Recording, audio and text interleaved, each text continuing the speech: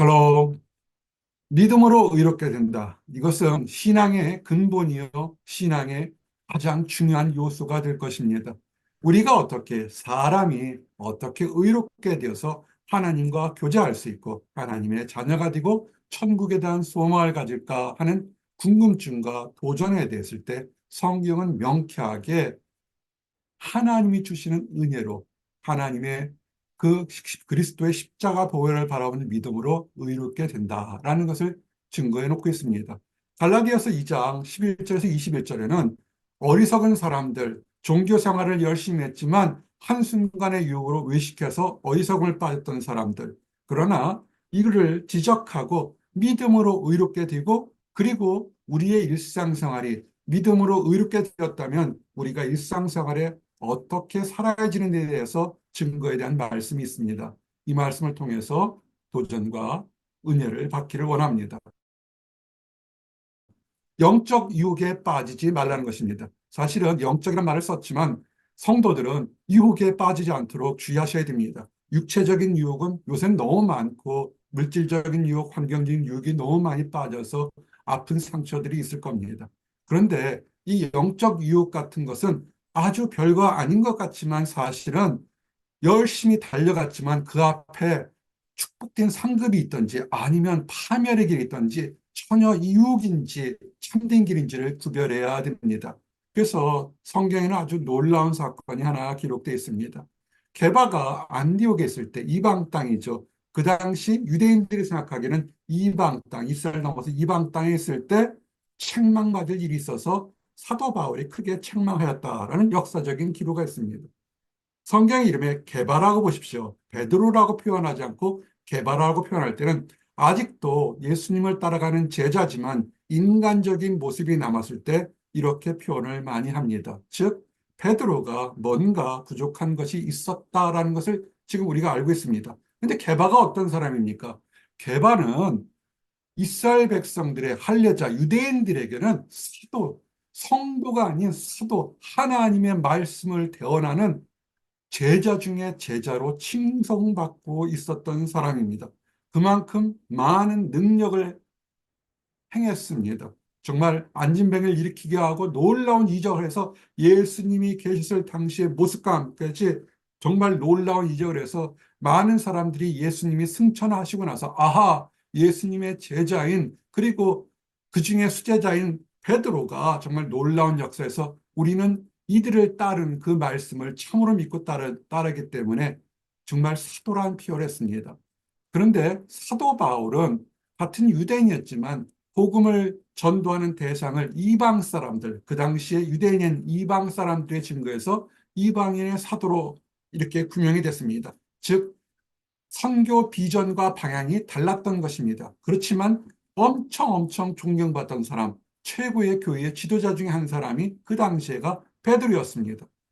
그리고 이 베드로에게 복음을 증거할 때, 이방인 증거할 때, 그래, 내게 역사했던 하나님이 이방인의 증거하는 바울에게도 동일하게 역사했으니까 하나님께서 또 너에게 짐을 주었다라고 인정했던 하나님의 제자 야고보, 베드로, 게바, 요한도 다 교제하면서 사도 바울에게 이방인의 사도로 나갈 수 있는 직분을 허락했던 것입니다. 정말 이렇게 게바와 사도 바울, 베드로와 사도 바울은 사도 베드로와 사도 바울은 초대교회의 유대인을 향한 것과 이방인을 향한 양 두 축을 가진 엄청난 교회의 큰 두 기둥이었습니다.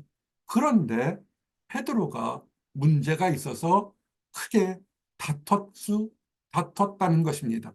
무엇냐면 야고보에게서 오는 어떤 이들이 이르기 전에 게바가 여기도 게바라고 표현되어 있습니다. 베드로 표현되지 않고 이방 사람들하고 먹다가 할례자 유대인들이 오니까 두려워 떠나 물러가며 그렇습니다.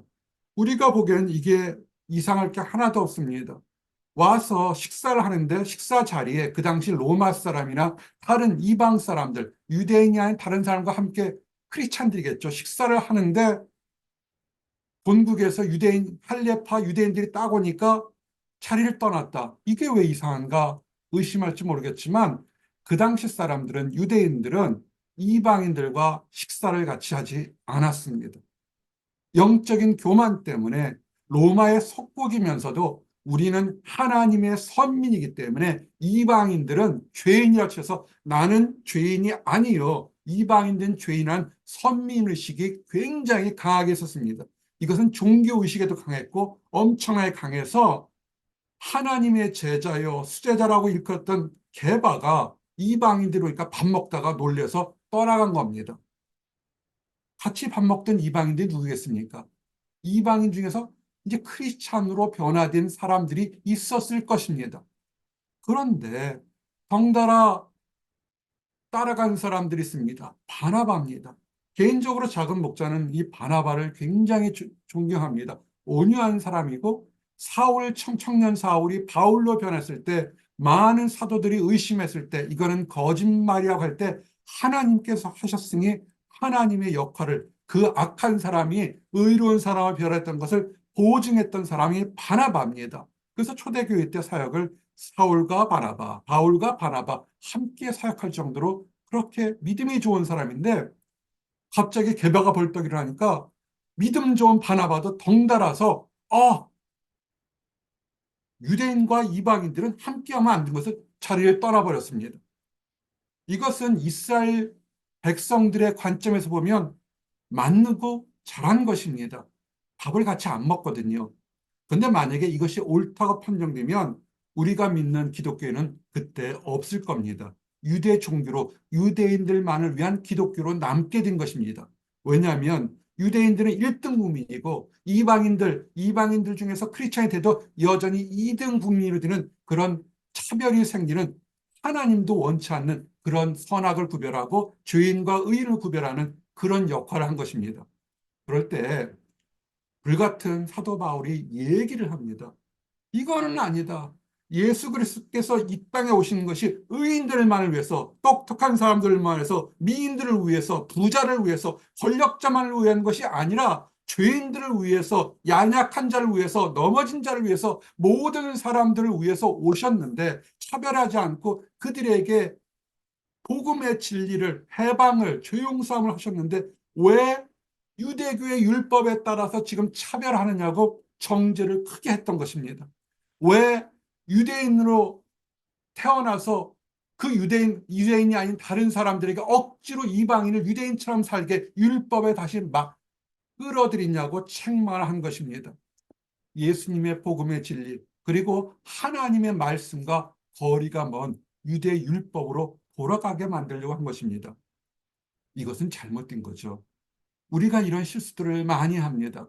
이제 좀 있으면 사순절이 되고 또 교회를 가면, 교회를 열심히 가면, 새벽 예배를 열심히 드리면, 물질을 드리면, 무엇을 하면 복을 받는다. 맞습니다. 복을 받을 확률이 참 높습니다. 그런 사람 좋아합니다. 그런데 내가 무엇을 했기 때문에 하나님을 복을 주실 거다라고 생각하면 그거는 교만이고 외식하는 것입니다.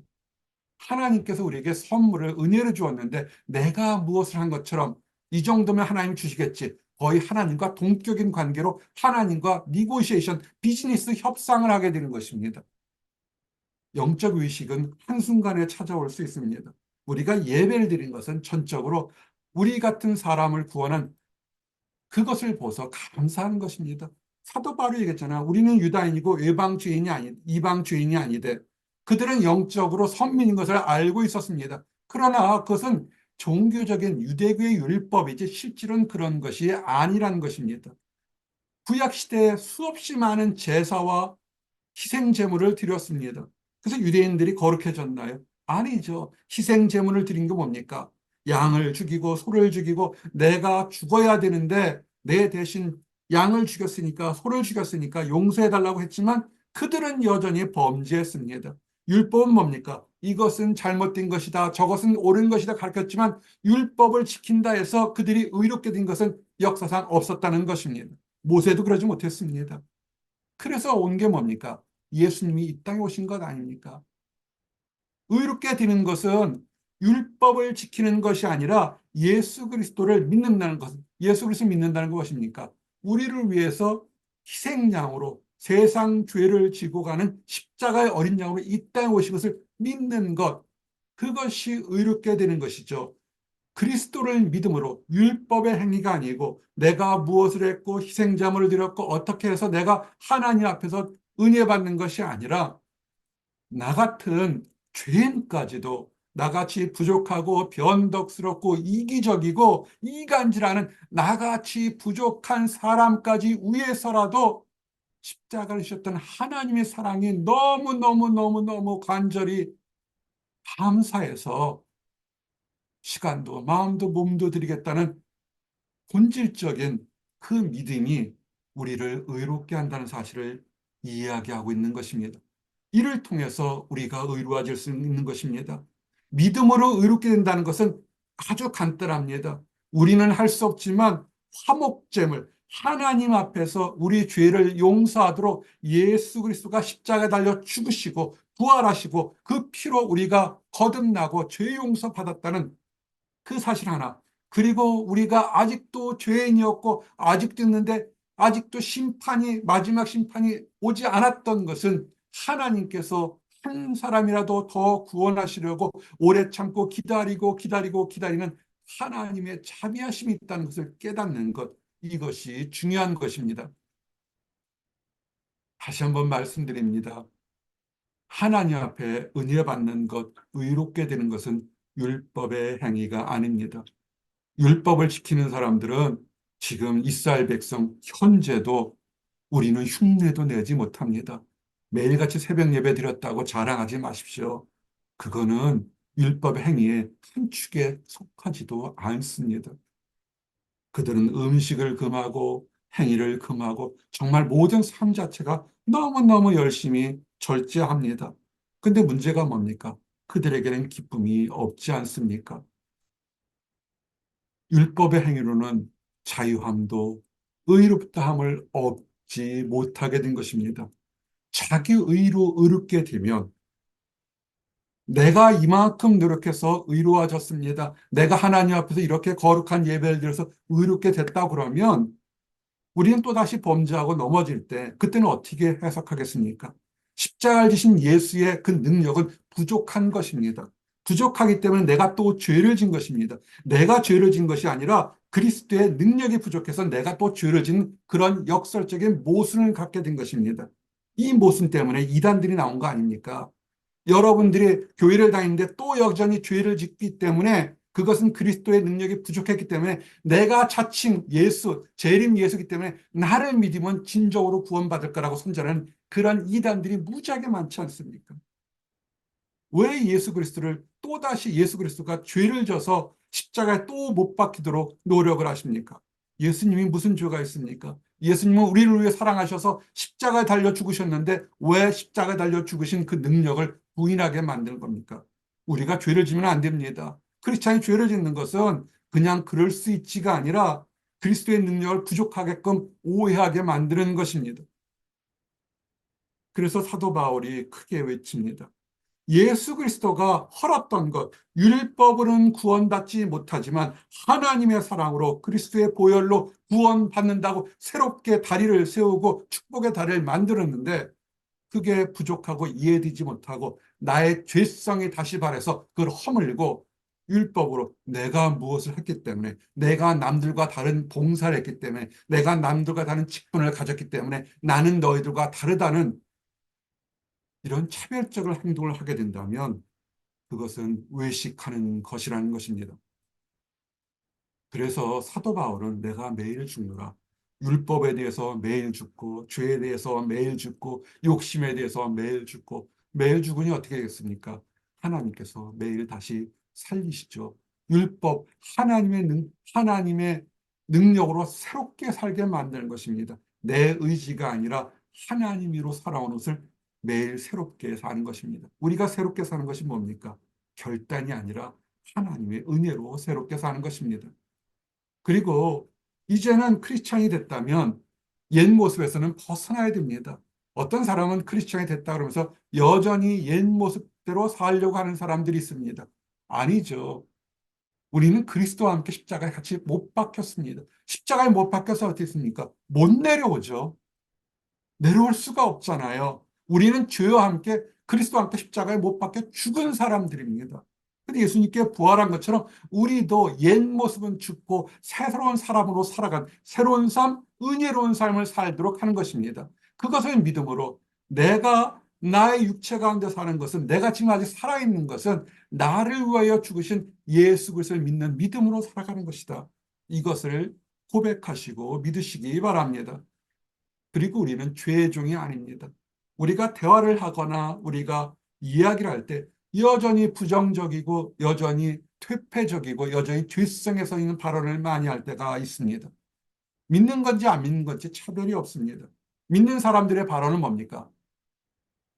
나는 부족하지만 하나님이 함께 계시니 하나님이 가장 은혜로운 길로 인도하실 것이다. 세상처럼 무엇을 받았으니 무엇을 얻었으니 무엇을 가졌으니 은혜 받았다. 그거는 세상의 사람들도 다 해요. 전 보러 가면 다 합니다. 그것이 아니라 좋은 날에 찬양하고 힘든 날에 기도하고 하나님께서 부르셨으니 하나님께서 나의 능력과 나의 모든 것을 아시고 가장 하나님께 영광 돌리는 삶으로 내 삶과 내 가정과 나의 미래를 인도하실 것이다. 이 과정을 위해서 다시는 옛날처럼 죄의 종으로 살지 않도록 자유인으로 살도록 인도하실 거다라는 믿음의 고백이 있으셔야 됩니다. 분석하지 마십시오. 따지지 마십시오. 하나님은 순종하는 사람을 가장 사랑하십니다. 우리가 사는 것은 하나님의 은혜로 오늘 사는 것입니다.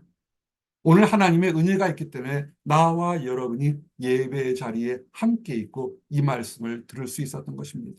하나님의 은혜가 없으면 우리는 살 수가 없고 하루에도 수없이 많은 일들이 일어난다는 사실을 아시게 되기를 바랍니다. 우리가 하나님 앞에서 의롭게 된 것은 우리가 된 것이 아니라 하나님께서 축복을 주셨기 때문에 인도하셨기 때문에 그러신 것입니다. 이제 말씀을 정리합니다.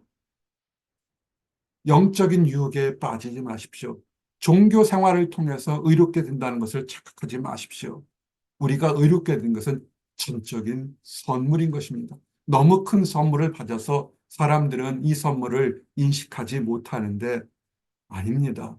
우리는 하나님의 선물을 삶 속에서 증거할 수 있습니다. 나의 모든 것을 십자가 함께 달려 죽으시고 이젠 새로운 삶, 하나님 안에 소망을 가진 삶으로 축복과 은혜를 가진 삶을 누리시기를 바랍니다. 기도하시겠습니다. 하나님 감사합니다. 사람이 의롭게 되는 것은 율법의 행위로 말미암이 아니요 오직 예수 그리스도를 믿음으로 말미암은 줄 우리 알므로 우리가 그리스도 예수를 믿나니 오직 하나님을 믿는 믿음 안에서 우리가 축복으로 나아가게 하신 감사합니다. 우리 같은 죄인이었고 하나님을 알지 못하던 우리를 하나님께서 축복의 대열로 인도하시고 선물을 주심을 감사합니다. 십자가에 달려신 죽었고 부활하신 예수 그리스도를 믿는 믿음으로 우리가 더욱더 새롭게 살고 축복의 대열에 나가도록 인도하여 주시옵소서. 근데 아직 하나님을 알지 못하거나 세상의 영적 유혹에 빠져서 무엇을 해야만 구원받으려고 하는 안타까운 사람들이 있습니다. 속이는 자들도 있을 줄 압니다. 그런 곳에서 해방되어서 진정한 복음, 진정한 자유를 얻을 수 있도록 주께서 축복하시고 인도하여 주시옵소서. 먼저 이 자유함을 맛본 우리들을 들어 사용하셔서 우리의 가족에게, 우리의 이웃에게 복음을 증거하도록 축복하시고 인도하여 주시옵소서. 늘 감사드립니다. 예수 그리스도 이름 받들어 기도드렸습니다. 아멘.